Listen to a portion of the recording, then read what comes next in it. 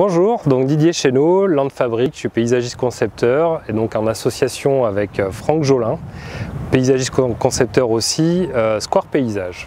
Donc nous allons vous présenter ce projet que nous avons nommé les jardins climatiques, un voyage au bout du monde. Ce projet a pour ambition de créer un grand parc pâturel.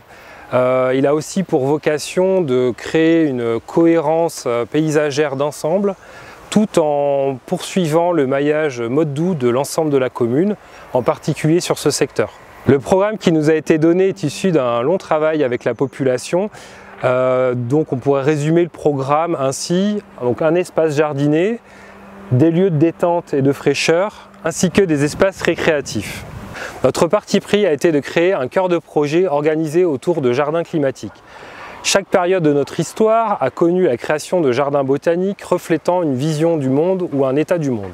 À l'époque des découvertes de l'Asie ou de l'Amérique, des jardins d'acclimatation ont été créés dans un but scientifique, économique, mais aussi pédagogique, montrer le monde.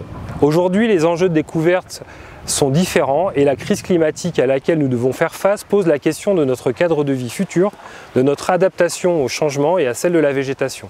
Ces jardins climatiques ont donc été conçus comme des lieux d'expression de paysages des possibles en poursuivant des objectifs didactiques et expérimentaux. Au-delà de l'approche conceptuelle, l'idée était de créer une véritable invitation au voyage, de l'Espagne au Japon en passant par le Brésil.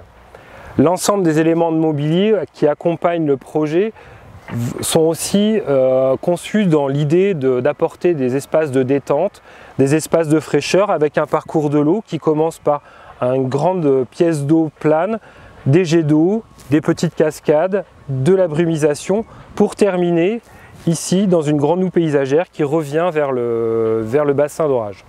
Les arbres du parc ont été conçus dans la volonté de créer un arboretum avec des essences variées, en particulier au niveau des jardins climatiques, avec des essences un peu plus exotiques, mais aussi sur l'ensemble de la périphérie du parc, de manière à créer des liaisons et des continuités paysagères, avec des essences qui vont supporter des temps plus secs, tout en étant très rustiques.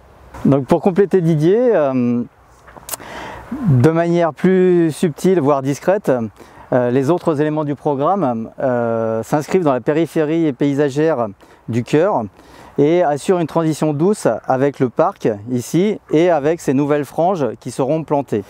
Parmi les aménagements, on peut citer ici la butte dont la hauteur est globalement celle de l'aire de jeu.